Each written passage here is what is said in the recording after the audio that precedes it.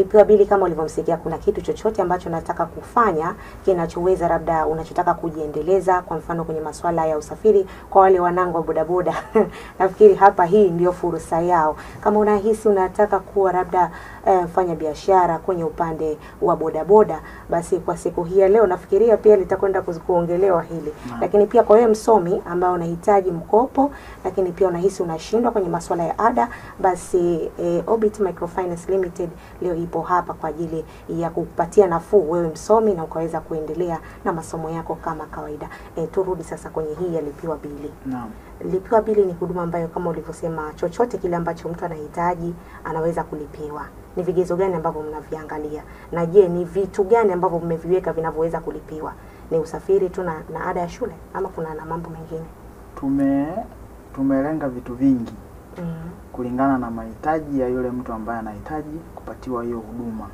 Ndio maana kwa kutambua hilo tukaamua tuweke mikopo hii katika makundi tofauti tofauti, ili mtu yoyote ambaye anakuja kufuata huduma asije akawa hajapatiwa ile huduma anayokuwa anahitaji.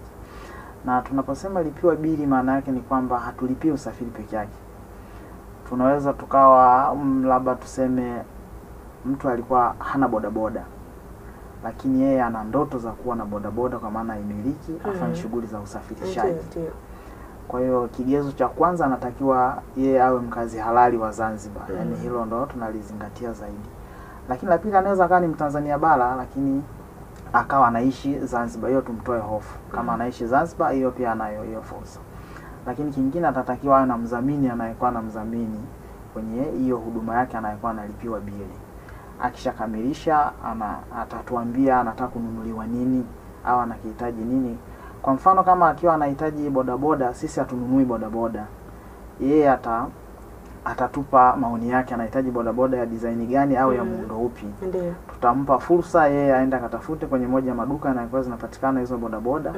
Kazi yetu sisi ni kwenda kulipia tu. Tutakapolipia, bodaboda atakabidhiwa yeye mhusika ili aweze akafanya hizo shughuli za usafirishaji. Ndiyo. Na bodaboda inaweza ikatumika kama moja ya zamana yake pia, kwa sababu akishanunuliwa atakuwa anaendesha ile bodaboda, lakini pia atakuwa anarejesha kupitia ile bodaboda.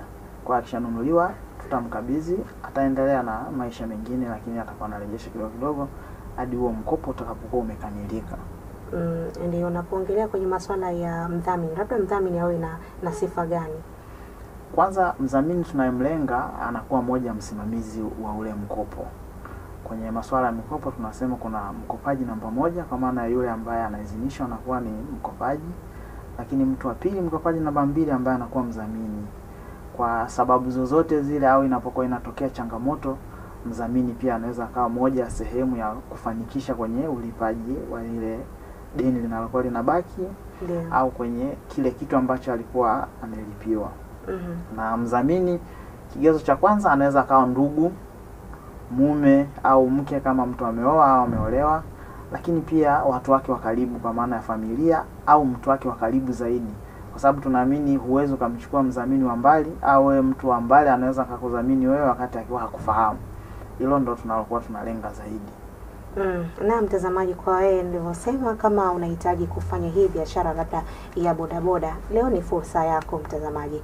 Tunaweza kuja kupokea simu hapo baadaye na ukaweza kuuliza swali lako kuhusiana na hii huduma ya lipiwa bili. Lakini turudi sasa kwa huyu msomi ambaye anataka na yeye sasa alipie ada. Kuna labda taratibu zozote ambazo mmeziweka? Taratibu zipo. Kwenye kila taratibu au kwenye kila sehemu kuna wanaita vigezo na masharti vinazingatiwa. Ndiyo. Kigezo cha kwanza lazima tutarudi pale pale awe mkazi halali wa Zanzibar. Lakini pia kama huyo atakuwa anahitaji kulipiwa tuseme ada, atatakiwa kwanza atatupa barua hiyo chuo anachukua anasoma ili tuweze kujiridhisha. Tunao maafisa ambao wamebobea kwenye hizo taratibu. Watapitia na kuweza kubaini kama kweli wewe ni mhusika. Lakini kigezo cha pili, tutapata mawasiliano kutoka chuo husika. Na kwa sababu zile fedha tutakazokuwa tunatoa hatutatoa kwa mtu mhusika, tutalipa kwenye hicho chuo ambacho mtu anakuwa anasoma. Kama tutapata account number tutakuwa tunalipia, yeye ataendelea. Lakini hizo fedha zitaweza kurejeshwa kidogo kidogo kulingana na muda tutakaokubaliana, kwa sababu kwenye masuala ya mikopo ni makubaliano. baina ya mtoa huduma na yule anayekuwa anahitaji. Ndio. Mwingine anaweza kukwambia atalipa ndani ya mwaka mmoja, mwingine anaweza kukwambia atalipa ndani ya miezi 6. Inategemeana yeye namna atakavyoweka mazingira rahisi nafuu ya kuweza kurejesha huo mkopo, ili watu wengine nao waweze kunufaika na huo mkopo ambao anakuwa anaurejesha. Na kwenye hii huduma alikuwa bila labda ni vyombo vya maringi mawili tu ama? Hapana, tunalenga vyombo vyote.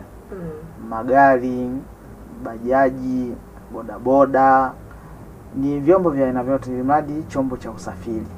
Lakini tunacholenga, hatulengi zaidi watu wachukue chombo kwa ajili ya kutembelea afu matokeo yake akashindwa kurejesha. Ndio. Na ndio maana kabla ya kuchukua huo mkopo kwanza utapewa elimu ya huo mkopo. Lakini la pili utapewa ushauri namna ya matumizi sahihi ya hicho kitu unachokichukua kabla ya kuingia hayo makubaliano. Kwa hiyo tunao maafisa ambao wanafanya hizo shughuli, watakupa kwanza elimu, watakuelimisha, watakushauri pale panapokuwa panahitajika.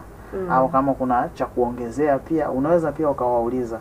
Lengo wewe uweze kunufaika na kile kitu kinachotolewa, lakini kiweze kurejesheka. Kwa sababu tunaamini ukichukua wewe ukiwa unarejesha, utapata watu wengine pia watapata fursa ya kuweza kuchukua nao waweze kulipa, ili kila mtu aweze kunufaika. Na umesema ni ushauri ambao mnautoa, lakini pia elimu, lakini inabakia kuwa hiari ya yule aliyekopa kama kutumia kwa biashara ama kutumia kwa matumizi yake binafsi. Kwanza kazi yetu ni kukushauri kwanza kabla hujachukua. Ndio. Tukisha kushauri, wewe ndio mwenye maamuzi sahihi. Kwa sababu unao uwezo wa kusema unataka kufanya bodaboda mfano, kumbe unataka kuendea kazini, lakini pia ukawa unarejesha. Kwa hiyo kitu cha kwanza kabla hatujakupatia au hatujaenda kulipia, tutakushauri. Lakini la pili, tutakusikiliza namna bora rahisi ya kufanya. Kwa sababu kuna baadhi ya watu wengine anaweza akawa anahitaji kweli bodaboda, lakini anaichukua labda anaenda kuiweka nyumbani, anakuwa nayo hatumii kwenye yale matumizi sahihi, matokeo yake atapata wakati mgumu kwenye urejeshaji. Kwa maana kabla ya kuchukua lazima tukushauri. Lakini lingine tutatoa maamuzi maelekezi kwa ajili ya kuweza kukufanya wewe ile mkopo uweze kurejesheka.